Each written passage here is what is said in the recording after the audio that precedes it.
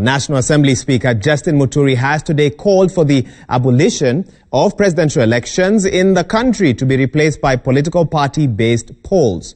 Muturi proposing that political parties elect the president after elections. The Speaker, in a radical departure from the presidential vote, wants the political party with majority votes in a general election to elect the president and his deputy. All this to cure polarizing and divisive elections in the country. Samogina begins our bulletin tonight with that report.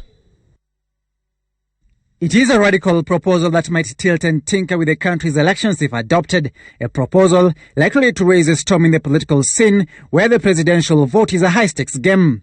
But Speaker J.B. Muturi is proposing a paradigm shift to have the majority political party elect the country's commander-in-chief. That the popular will of the people be manifested through one man, one vote, and actuated through the nomination of president by the party that garners the majority votes at the general election. The proposal akin to the South African model of choosing a president. Appearing before the BBI task force team, Speaker Muturi is saying this will be the remedy to the high-octane, volatile presidential elections. In order to build a bridge that allows us to transcend the pitfalls of heavily contested presidential elections, I propose that instead, the popular will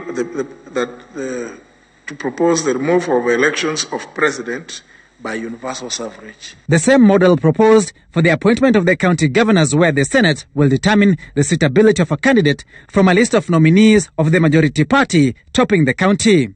The Speaker quipping, moving polls to political parties will strengthen parties in the country. Many of you here would know that there is a good friend of mine who has won 6 elections since 1992 on 6 different political parties.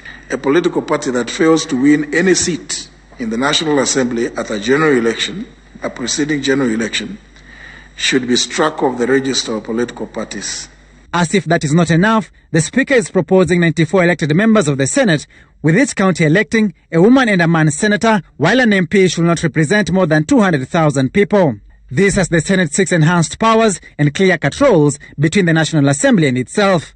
Senators want the exclusive rights to vet the Chief Justice, the Director of Public Prosecutions, Inspector General of Police, Auditor General, and the Controller of Budget in the quest to be the upper house. A move backed by the National Assembly Speaker. This leaving the National Assembly with the role of vetting Cabinet Secretaries, the Attorney General, Secretary to the Cabinet, Principal Secretaries, and Ambassadors.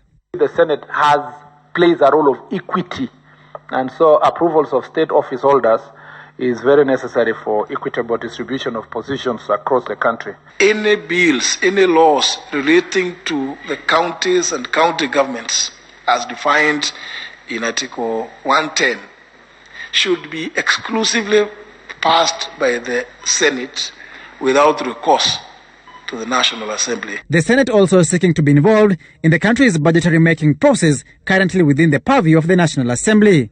This to cure the unending sibling rivalry between the two houses of the bicameral house.